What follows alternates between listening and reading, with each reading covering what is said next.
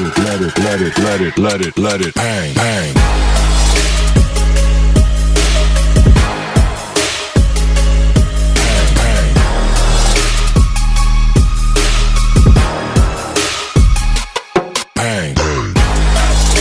नमस्कार, मैं चंदन कुमार पांडे। इस वक्त मैं मौजूद हूँ वाराणसी के अस्सी घाट पे।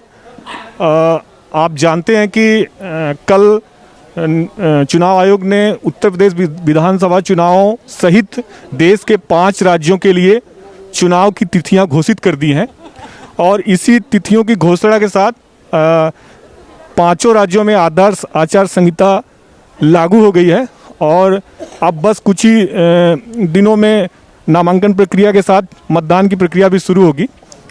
लेकिन इन सब प्रक्रियाओं के बीच तमाम दल भाजपा, सपा, बसपा लोगों को अपने पक्ष में करने के लिए अपनी कवायद तेज कर दी हैं। हालांकि चुनाव आयोग ने 15 जनवरी तक हर बड़ी रैली पर, सभा पर रोक लगा रखी है, तो इसलिए पार्टियां वर्चुअल लोगों से जुड़ने की कोशिश कर रही हैं।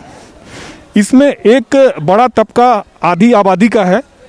उत्तर प्रदेश का विधानसभा चुनाव देश के लिए काफ़ी मायने रखता है और इस विधानसभा चुनाव में आधी आबादी की भूमिका कहीं ज़्यादा मायने रखती है।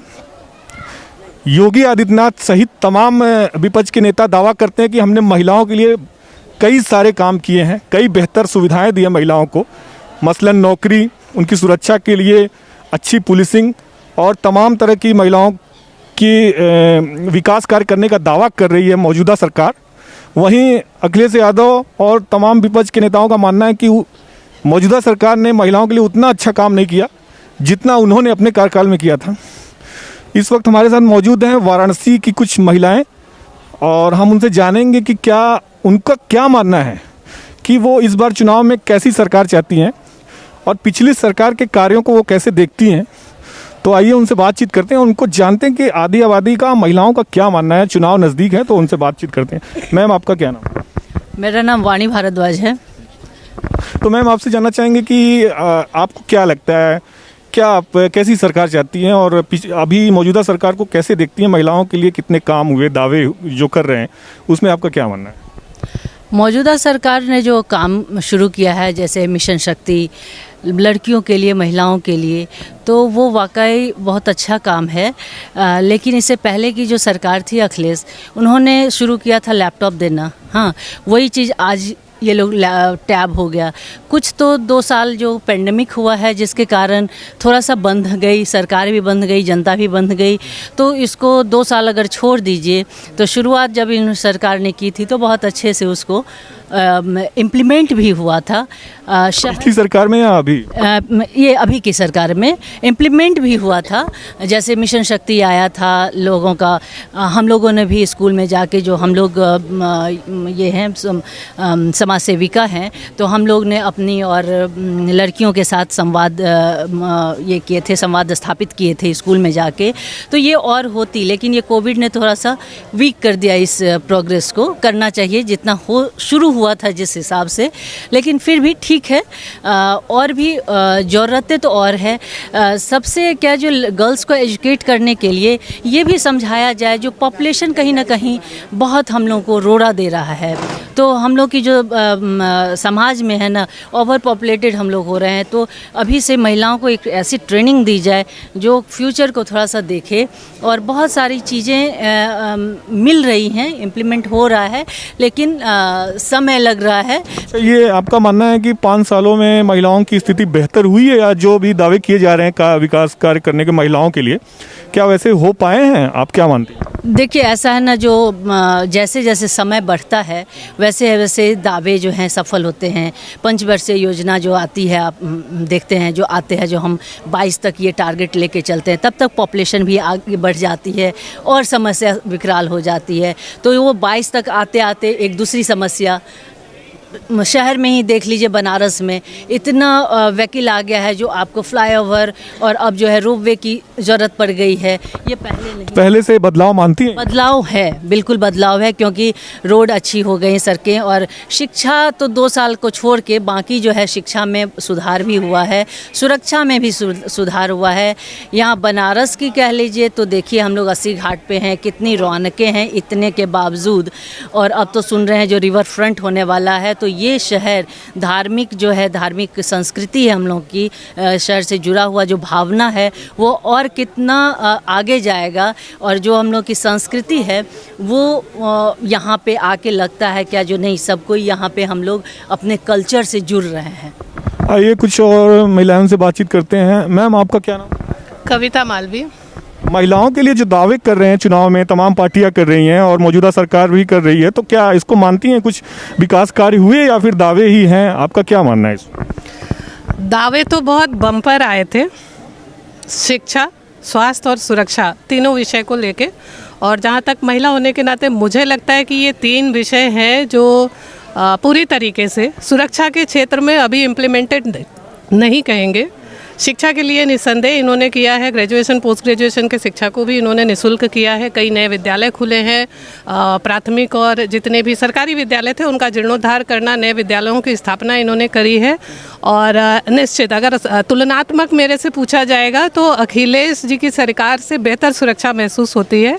रात में 2 बजे मैं स्वयं निकल के जाती हूँ वहाँ पे जो विशिष्ट आरती होती है विश्वनाथ जी की, अभी कोई ऐसा भय नहीं लगता। हर जगह पे एक पिकेट पुलिस होती है और जो बहुत कोऑपरेटिव भी है। पहले क्या स्थिति थी? पहले ऐसा नहीं था, एक बहुत दबंगई का माहौल होता था। मैं अपना व्यक्तिगत अनुभव बता रही हूँ कि पहले अगर रात्रि प्रहर में निकले हैं तो पुलिस से सहायता मांगने में भी डर लगता था। ये एक भय का माहौल ख़त्म हुआ है। और महिला उद्यमी भी हूँ, लंका पे मेरी अपनी प्रतिष्ठान है। 2012 में जब मैंने खोला था तो मेरे से स्वयं रंगदारी मांगने के लिए व्यक्ति आया था। फिलहाल 2014 से आज तक कहीं कोई एक व्यक्ति भी नहीं आया है। इवन अगर कभी कुछ उच्छृंखल या उपद्रवी तत्व आते भी हैं तो शिकायत का एक भय होता है और शिकायत पे तुरंत कार्यवाही भी होती है। अगर आप देखेंगे अतीत में तो इवन पुलिस के ही विरुद्ध मेरा एक शिकायत। मतलब आप मानती हैं कि पुलिसिंग महिलाओं को लेकर काफ़ी ज़्यादा सेंसिटिव हुई है, बेहतर हुई है। मैम, आपसे ये जानना है कि जैसे कि दावे किए गए कि महिलाओं की स्थिति को उत्तर प्रदेश में जो काफ़ी महिलाएं, खास करके पूर्वांचल और नोएडा लखनऊ को छोड़ दिया जाए तो पूर्वांचल में महिलाओं की काफ़ी स्थिति खराब थी, तो तमाम प्रयास इन्होंने किए, गैस चूल्हे दिए, तमाम कोशिश। तो क्या आप मानती हैं कि स्थिति पहले से बेहतर हुई है या फिर अभी डेवलपमेंट होना बाकी है महिलाओं के लिए? नहीं, डेवलपमेंट होना तो बाकी है निस्संदेह, और इसलिए कहेंगे कि एक अवसर भी और देना चाहिए। डेवलपमेंट होना बाकी है और जो प्रयास किया गया है उसमें सार्थकता ज़मीनी स्तर पे दिखाई भी दे रही है। क्या क्या कार्य आप मानती हैं कि अभी महिलाओं के लिए किए जाने चाहिए जो बाकी हैं आपके हिसाब से? सबसे पहले तो एक चीज़ में बोलेंगे, लोनिंग थोड़ी और सहज होनी चाहिए। क्योंकि एक तरफ महिलाओं को कर्ज, हाँ, बैंक से जो बिना लोनिंग के आप कोई बिजनेस शुरू नहीं कर सकते हो, तो लोनिंग थोड़ी सी सहज होनी चाहिए। बिना किसी सिक्योरिटी डिपॉजिट के अगर कोई एक बढ़िया बिजनेस शुरू करना चाहती है महिला तो उसके लिए कुछ सरकार को सार्थक कार्य करना चाहिए, क्योंकि लोनिंग में भी बहुत जटिलता दिखाई दे रही है। मतलब उसमें सहूलियत देनी चाहिए। तो ये तो कई योजनाएं चला रहे हैं ऐसी, उसमें फिर क्या दिक्कत है? नहीं, उसमें चला जरूर रहे हैं, थोड़ा सा इंटरेस्ट रेट भी कम है, थोड़ा सा सिक्योरिटी मांगते हैं। जो एक जीरो बैलेंस वाला कोई व्यवसायी महिला होगी तो वो नहीं कर सकती है, क्योंकि देखते भी हैं, चाह के भी हम लोग सहयोग भी नहीं कर पाते। अगर महिला स्वावलंबन की बात करें तो लोनिंग प्रक्रिया अभी बहुत टफ है। अच्छा, आज के 5 साल 7 साल पहले जब आप वाराणसी में, चूँकि लंबे समय से आप हैं, तो उस दौर में और इस दौर में अगर हम कहें कि तुलना करें महिलाओं की सुरक्षा के लिए, तो आप क्या मानती हैं? आपने दोनों चीज़ों को देखा है, ज़्यादा समय की बात नहीं है, 10 साल की बात है। तो पहले की क्या स्थिति थी सुरक्षा को लेके और आज की क्या स्थिति है? फिर से हम वही कहेंगे कि सुरक्षा की स्थिति बेहतर हुई है। और सबसे बड़ी चीज़ अगर बोलें निष्पक्ष होके, तो परिस्थिति नहीं, भाव बदलते हैं। तो हम लोगों के भाव बदले हैं, एक भरोसा जागृत हुआ है हमारे अंदर, और उस भरोसे के कारण हम लोग अपनी सुविधाओं को अवेल करा पा रहे हैं। मतलब पुलिस तक जाने का एक हम लोगों के अंदर का जो भय था वो ख़त्म हुआ है। इन्होंने पिंक पुलिस स्टेशन जो महिलाओं के लिए बनाए हैं, तो उसको भी अभी ज़मीनी स्तर पे लाने का जो प्रयास होना चाहिए वो नहीं हो रहा है। बहाने कुछ भी हो सकते हैं, लेकिन महिला सुरक्षा के लिए जो महिला पुलिसिंग की गई थी, मतलब हर जगह पे एक पिंक स्टेशन डालेंगे करके जो इन्होंने महिला शक्ति केंद्र जिसको बोलते हैं, तो शक्ति केंद्र का ज़मीनी व्यवहारीकरण अभी मेरी नज़र में नहीं हुआ है। 100% तो नहीं हुआ है, हाँ, दिखावटी रूप पे मीडिया कवरेज वाला हुआ है।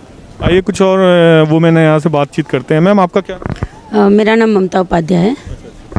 तो जैसा कि जानती हैं, विधानसभा चुनाव नज़दीक है, 7 मार्च को वाराणसी में मतदान होने वाला है। तो अब क्या, किसको आपने मन बनाया, कैसी सरकार चाहती हैं? देखिए, अभी तक की जो सरकार ने जो काम किया है वो बहुत ही सराहनीय कार्य किया है। योगी जी का भी कार्य बहुत अच्छा रहा है। हर क्षेत्र में देखा जाए, चाहे वो शिक्षा के क्षेत्र में हो, चाहे वो महिलाओं की सुरक्षा के लिए हो, या फिर अपने देश के लिए हो। अभी देखिए वैक्सीनेशन में भी महामारी जो हमारी आई थी, उसमें भी हमारी योगी सरकार और मोदी जी ने काफ़ी। अखिलेश यादव तो बोल रहे हैं कि हमने तो लड़कियों को लैपटॉप बांटा, उनको आधुनिक बनाया, मॉडर्न तकनीक दी। जी, मेरा मानना यह है कि केवल लैपटॉप बांट देने से महिलाओं की सुरक्षा नहीं हो जाती। उन्हें एजुकेट करना, लिटरली हम ये कहें कि अगर महिलाओं की सुरक्षा की बात है तो वो आँख बंद करके अपने परिवार को बोल सके कि मैं रात को 2 बजे भी कहीं जा रही हूँ। तो इस मामले में अगर देखा जाए तो हर जगह चौराहे पर एक नंबर दिया गया है जिसको आप कॉल करके अपनी सुरक्षा के लिए लोगों को बुला सकते हैं, पुलिस को इन्फॉर्म कर सकते हैं। ये तो उनके में भी था, डायल 100 था, तो 100 ही केवल था, बहुत सारी चीज़ें इनके में नहीं थी। तो अब ये सुविधा काफ़ी दी गई है लड़कियों को। और लड़कियों को सुविधा के मामले में देखिए, पहले विद्यालय सारे गवर्नमेंट स्कूल जो भी छोटे तबके के लोग थे, सारे सरकारी स्कूल बंद हो चुके थे। अब फिर से वो चालू हो गए हैं और उनको पढ़ाने के लिए सारे शिक्षकों का भी अब फिर से आवेदन निकल रहा है। और वो लोग बैठे बैठे मतलब ये था कि एजुकेटेड हैं फिर भी बेरोजगार हैं। तो रोजगारी के मामले में भी देखा जाए तो शिक्षित लोग अब अपनी जगहों को पा रहे हैं, जो उनकी एक्चुअली में जो स्थान था वो उनको मिल रहा है। तो कार्य हुआ है। और बाकी देश में देखा जाए तो काम तो हुआ ही है। सड़कें भी दुरुस्त हो रही हैं और हो चुकी हैं। आवागमन के जितने साधन थे वो काफ़ी हद तक अच्छे कर दिए। तो ये तो पूर्ववर्ती सरकार में भी कार्य होते थे, महिलाओं के लिए तमाम कर देते, उसमें क्या दिक्कत? नहीं, अखिलेश जी के समय में केवल वादे थे और बातें थी, बहुत बड़ी बड़ी बात। तो कन्या विद्याधन देते थे लड़कियों की शादी के लिए? ज़रूर देते थे, कन्या विद्याधन देते थे। उन्होंने धन तो दिया लेकिन उन लोगों तक नहीं पहुंचा जो अशिक्षित लोग थे, जो जिन लोगों तक पहुंचा जो लोग बस लिटरली जानते थे कि मुझे ये ऑनलाइन कर लेना है, नहीं कर लेना। तो साइकिल भी दिए थे लड़कियों को स्कूल जाने के लिए? कुछ गांव कस्बों में बटा ज़रूर था लेकिन वहां तक नहीं पहुंच पाया। आज है कि गांव हर कस्बे में एक क्षेत्र बनाया गया है, एक हेड बनाया गया है लोगों को कि आप अपने अपने क्षेत्र को संभालिए, देखिए और उनको कर दीजिए। तो ये बहुत अच्छी बात है कि सारा भार उन्होंने अपने सर पे नहीं बल्कि और लोगों में वितरित किया है। और इस वजह से हमारे गांव में पीछे के तबकों वाले जो गांव हैं, कस्बे हैं, वहां तक भी ये चीज़ें पहुंच रही हैं। डिजिटल हो गया है सारा का सारा। अच्छा, महिलाओं की जैसे प्रियंका गांधी बोल रही है महिलाओं की भागीदारी बढ़ाएंगे, 40% टिकट देंगे, तो आप क्या चाहती हैं? एक महिला है तो महिलाओं की पॉलिटिक्स पे आप क्या चाहती हैं? महिला मुख्यमंत्री हो या महिला विधायक हो, क्या आपके मन में क्या इसके लिए? देखिए, महिला हर क्षेत्र में आगे है और मैं चाहूँगी कि वो उनको टिकट मिले, वो हर क्षेत्र में आगे आएँ और अपनी सहभागिता दें, अपनी भागीदारी दिखाएं, अपने जो उनकी सामर्थ्य शक्ति है, जो नारी शक्ति है वो दिखाएं, ज़रूर दिखाएं। लेकिन केवल वादे ना करें, केवल पॉलिटिक्स ना करें, सामने आकर के पेपर में फ़ोटो में प्रियंका गांधी महिलाओं की बात कर रही हैं तो आप उनको पसंद करती हैं? नहीं, पसंद तो मैं ज़रूर करती हूँ उनको, ऐसा नहीं है। उनके दादी जी को भी मैं बहुत पसंद करती थी, इंदिरा गांधी जो कि वो बहुत मैं सैल्यूट करती हूँ उनको। लेकिन अभी जब योगी मोदी जी की बात आती है तो मैं चाहती हूँ कि अभी बहुत सारी जो ये प्रगति हुई है हमारे देश में, उनको लेकर के मैं कहूँगी कि 80% तक मुझे लगता है कि प्रगति हो गई है, अभी और बाकी है जो कि हो जानी चाहिए। आइए, धार्मिक से संबंधित हो चाहे जैसे। आइए, हमारे साथ मैम हैं, इनसे हम बातचीत करते हैं। मैम, क्या? डॉक्टर भारती मिश्रा। मैम, महिलाओं की तरक्की पे क्या उतनी तरक्की 5 साल में हुई या जितना दावा चल रहा है इस समय विधानसभा चुनाव में कि हमने ये किए, तमाम वादे और तमाम विकास कार्य के दावे कर रही है मौजूदा सरकार? पूर्ववर्ती सरकार ये कर रही है कि हमारे समय में महिलाओं की ज़्यादा सुरक्षा थी, बेहतर उनके लिए इंफ्रास्ट्रक्चर थे, अवसर भी तमाम थे। तो इस पे क्या मानती हैं आप? महिलाओं के लिए कितना कार्य हुआ या कितना बाकी है? पूर्ववर्ती सरकार जो थी वो दावा अभी कर रही है वर्तमान सरकार को देखते हुए कि हम ये कर देंगे। कांग्रेस 70 साल रही, सपा ने भी अपने उत्तर प्रदेश में इतने वर्षों तक कार्य किया। उस कार्यकाल को, पीरियड को देखिए कि उस कार्यकाल में उन्होंने क्या किया। बाकी पूर्ववर्ती सरकारों ने हमको लैपटॉप और धन देकर युवा पीढ़ी को, युवतियों को अपंग बनाने का काम किया। अभी आप कहेंगे कि मोदी सरकार ने भी तो दे रही है कन्याधन और सुमंगला धन, लेकिन वो इस धन के साथ साथ वो स्वावलंबी बनाने का काम कर रही हैं। कौशल विकास योजना हुई, अन्य विभिन्न तरह की योजनाएं हुई हैं जिसके द्वारा युवा और युवतियां स्वावलंबी हों, फिर उस धन का उपयोग करें, जो कि पूर्ववर्ती सरकार कर सकती थी। अब वो इनको देखकर अब आज दावा कर रही है कि मैं भी ये कर सकती हूँ।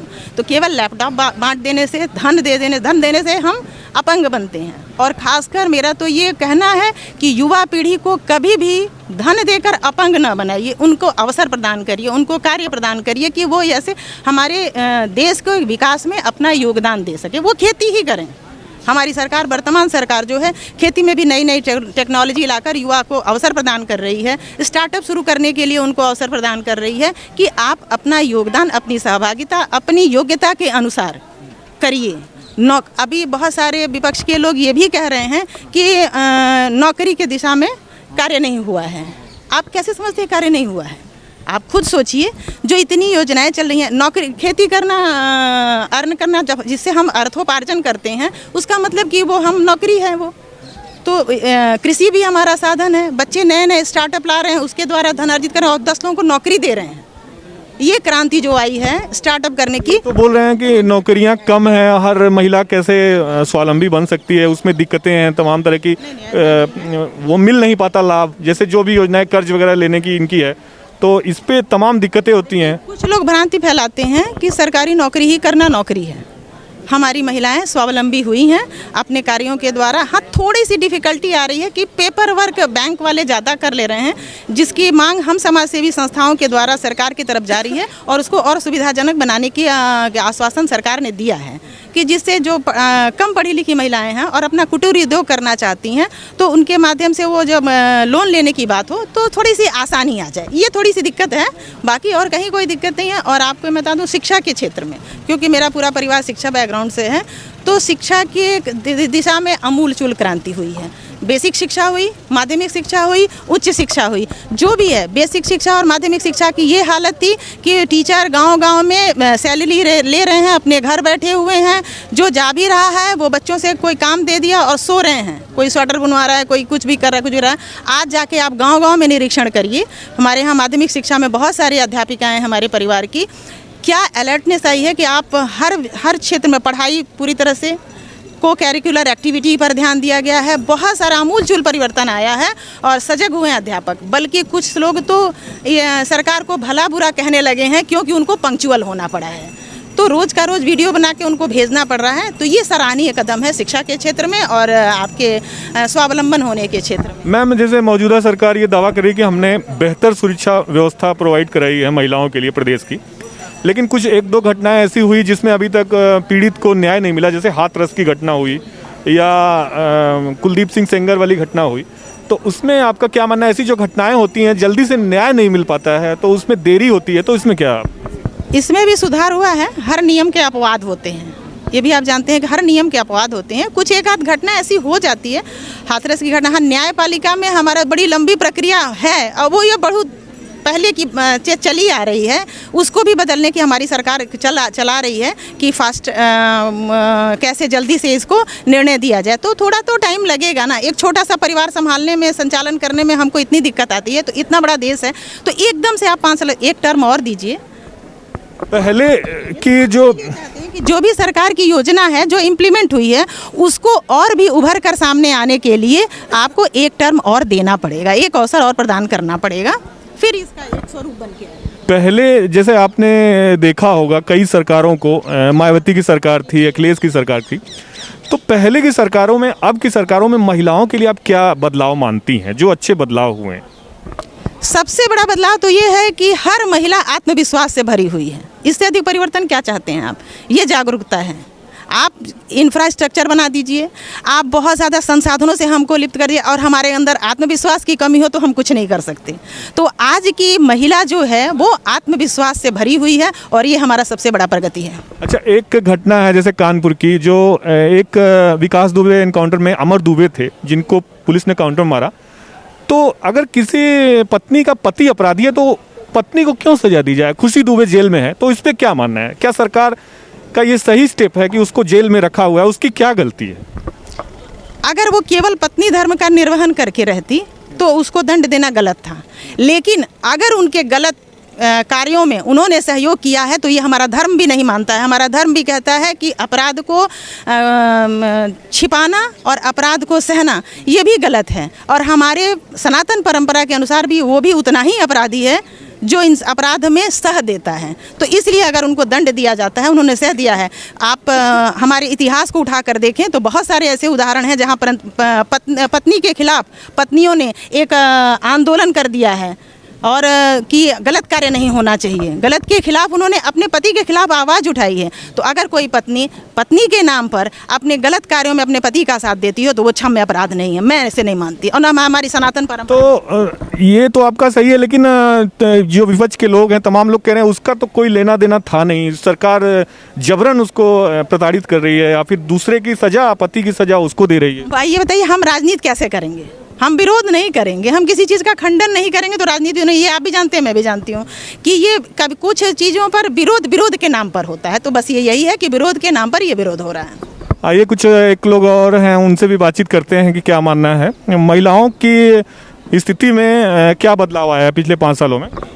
बदलाव यही सबसे बड़ा आया है कि आज सब महिला जागरूक हो चुकी हैं। अब कोई किसी को सिखा नहीं सकती, कोई सरकार भी आवे लैपटॉप दे चाहे स्कूटी दे, महिलाओं को बरगला नहीं सकता है। तो और रही हमारी जो प्रियंका जी स्कूटी और वो सब दे रही हैं, 40% वो कर दी हैं। 40% महिलाएं अगर आएंगी उसमें तो कुछ तो ज्ञान लेके आएंगी, कुछ तो सीख के ही आएंगी। तो प्रियंका जी के साथ आप रहेंगी? वो तो महिलाओं के हक की बात कर रही हैं, महिलाओं को आगे बढ़ा रही हैं। महिला इस समय जागरूक है, कोई भी उनको समझा नहीं सकता है, ना इनको ना हमको, कि मैं ये दे दूंगी तो मैं खुश हो जाऊंगी, वो दे दूंगी तो मैं खुश हो जाऊंगी। मैं किसी से खुद अपने कर्म पे हम लोग विश्वास करना चाहते हैं कि हम लोग अगर अच्छा कार्य करेंगे। रही शिक्षा का बात, शिक्षा के क्षेत्र में तो इस समय इतनी महंगी शिक्षा हो गई है कि गरीब आदमी तो अपने बच्चों को नहीं पढ़ा सकता है। तो हम वर्तमान सरकार जो भी आवे उससे यही उम्मीद रखेंगे कि बच्चों की पढ़ाई के लिए विशेष ध्यान दें, फिर शिक्षा में वो पैसे की कटौती कम करें। अच्छा, शिक्षा के साथ साथ और भी चीज़ें महंगी हुई हैं, मसलन घरेलू जो किचन में सामान, गैस सिलेंडर, पेट्रोल, डीजल, तो इस पे क्या बोल? की तारीख में कोई गरीब नहीं है। गरीब होता तो 1000 की गैस नहीं खरीदता। कैसे मान लिया जाए कि गरीब नहीं है? कोरोना में तमाम लोगों के जॉब चली गई। तो मोबाइल नहीं लेके जागरूक, आप कह रहे हैं कि जॉब चली गई, जाइए, ये लग रहा है आपको? ये गरीबी दिख रही है? कहीं गरीबी दिख रही है? सर ये लोग तो घाट पे घूमने आए, लेकिन जो घर चलाने का, जो जिसके पास जॉब नहीं है वही घूमता है, पैसा होगा वही घूमेगा, सब लोग नहीं घूमेगा। बहुत ऐसे परिवार में बैठे हैं भूख से, लेकिन जिसके पैसे की कमी नहीं है। आप मानती कि महंगाई नहीं है? इतना महंगाई है उसके बावजूद आप मानती? आमदनी भी तो है। तमाम लोगों की जॉब चली गई, परेशान है लोग। तो परेशान क्या है, और दूसरे तरीके से कर रहे हैं तभी ना सुख भोग रहे हैं सब। आइए कुछ और वुमेन है यहाँ पे, उनसे बातचीत करते हैं, क्या मानना है उनका। मैम, विधानसभा चुनाव की तिथि घोषित हो चुकी है, तो अभी आपका क्या इस पे आपने क्या तय किया है? कैसी सरकार चाहती है, कैसा मुख्यमंत्री चाहती है? हम ऐसा मुख्यमंत्री चाहते हैं जो हमारे व्यवसाय को आगे बढ़ा सके, और जिस तरह से देखा जा रहा है लोग रोजगार की इच्छुक हैं, अपना काम करना चाहते हैं खुद के लिए, उनकी वो बेटर सुविधाएं प्रदान कर सके। और जैसा कि मैं लकड़ी के काम से जुड़ी हूँ तो उनको ज़्यादा बेटर ऑप्शन मिल सके, तो यही चाहती हूँ इस नई सरकार से कि ऐसा कुछ कर। आप चूँकि बता रही हैं कि आप रोजगार से जुड़ी हुई हैं, अपना खुद का व्यवसाय है, तो क्या इस सरकार में आपको व्यवसाय के लिए उतनी सहूलियतें मिली जितनी मिलनी चाहिए महिला व्यवसायी के लिए? देखिए, अभी तो हम लोगों ने जैसे भी स्टार्ट किया था जो मोदी जी से पहले, और मेरा काम ये तो जो सुविधाएं मिल रही थी उससे बेटर मिलनी चाहिए, ये ज़रूर चाहेंगे। अभी तक मिली नहीं 5 सालों में? मिली, ऐसा नहीं कह सकते कि नहीं मिली है, बट ये है कि कुछ जेन्युइन लोगों के पास वो चीज़ें पहुंचनी चाहिए, ये मेरा कहना है। मतलब कहने का क्या मतलब है, जैसे कि आपको व्यवसाय में पहले की 5 साल पहले की अपेक्षा अभी सहूलियत है या परेशानी होती है? जीएसटी का दबाव या कुछ टैक्स का दबाव, या क्या दिक्कतें हैं आपको?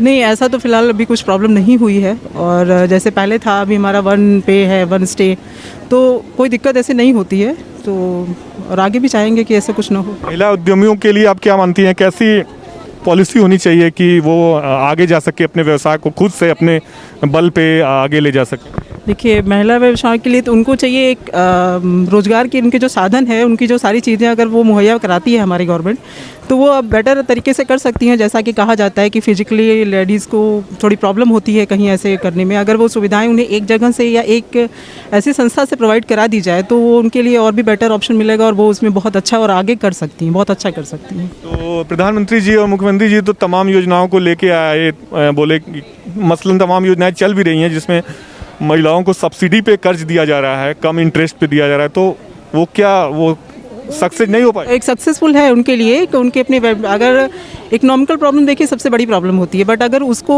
हमारी सरकार या मुहैया कराती है हमारी महिलाओं को तो वो बहुत अच्छा कर सकती है, उसमें मेरा मानना ये है। क्या चाहती हैं आप, कैसी सरकार बने जो महिलाओं की सुरक्षा व्यवस्था या उनके शिक्षा पे या तमाम जो अपराध होते थे मसलन दहेज प्रथा में, उस दहेज के लिए तमाम हत्याएं होना या तमाम प्रताड़ित करना महिलाओं को, तो क्या उसमें बदलाव देखती हैं आप इधर कुछ सालों में? तो मुझे लगा है, और इसके लिए खुद महिलाएं भी जब तक सामने नहीं आएंगी मुझे नहीं लगता कि कुछ और किया जा सकता है इसमें, क्योंकि हमें अपनी सुरक्षा के लिए खुद से भी आगे बढ़ना पड़ेगा। और जैसे कहा आपने कहा दहेज प्रथा के लिए, अगर हम अपनी व्यवसाय को लेके अपनी आर्थिक इकोनॉमिकल स्ट्रॉन्ग बना सकते हैं अपने आप को आर्थिक रूप से, तो हम अपनी सुरक्षा के लिए भी कर सकते हैं। बट ये है कि हमें अगर वो सुविधाएं मिलनी चाहिए जो मिल रही है तो बेटर होगा। प्रियंका गांधी बोल रही हैं कि हम 40% लेडीज़ को इस बार यूपी विधानसभा चुनाव में टिकट देंगे और महिलाओं को सरकार में भी भागीदारी देंगे, उनको तमाम आगे बढ़ाने की बात कर रही हैं, तो क्या आपका क्या मानना है, वो क्या है? देखिए, प्रियंका गांधी के बारे में मैं ज़्यादा पॉलिटिक्स पे नहीं जाना चाहूँगी, लेकिन ये है कि इसके पहले वो कहाँ थी अभी तक, इसके पहले वो कहाँ थी? उनको ये नहीं था कि महिलाओं को ये सुविधाएं चाहिए, महिलाओं के लिए ये करना चाहिए। आज आप उनको सब्सिडी दे रही हैं या फिर आप उनको कुछ आगे बढ़ा के या कि आप आगे बढ़िए, ये करिए वो करिए, इसके पहले आप कहाँ थी? जब वास्तव में महिलाओं को ज़रूरत थी तब आप कहाँ थे? ये मैं कहना चाहूँगी। और जैसे अखिलेश यादव का ये मानना है कि महिलाओं की उतनी बेहतर सुरक्षा मौजूदा सरकार नहीं कर पाई जितनी वो करते थे और उतने बेहतर अवसर भी नहीं दे पाए। उनका दावा है कि हम लैपटॉप दिए, हम तमाम आधुनिक चीज़ें दिए छात्राओं को पढ़ने के लिए, महिलाओं के लिए रोजगार के अवसर दिए। तो पहले की सरकार में ज़्यादा बेहतर दिया आपकी सरकार? मुझे लगता है कि अभी बेटर है। और पहले की सरकार देखिए, अगर हम किसी को कोई चीज़ दे देते हैं उसका यूज़ करना उसे नहीं आता है तो उसका क्या फ़ायदा? जब तक हम उसका यूज़ नहीं कर सकते हैं, उसके बारे में कुछ जान नहीं सकते हैं, तब तक हमें शिक्षा, जैसे आप कहा कि लैपटॉप दे दिया किसी को, एक गांव के ऐसे बच्चे को लैपटॉप उठा के दे दीजिए जिसके बारे में उसको कुछ पता ही ना हो, तो फिर आप क्या कर सकते हैं, ये बताइए। अभी तक हमने जो बात की महिलाओं से, उन्होंने करीब करीब सरकार के कामों को अच्छा बताया, खास करके महिलाओं की सुरक्षा और उसकी तमाम सुविधाओं पे उन्होंने बेहतर बताया। तो आगामी विधानसभा चुनाव वाराणसी में 7 मार्च को यहाँ पे मतदान होगा। कुल 8 विधानसभा सीटें हैं यहाँ पे, जिसके लिए यहाँ पे मतदान होगा। तो अभी तक के लिए इतना ही। चंदन कुमार पांडे, उत्तम सवेरा, वाराणसी।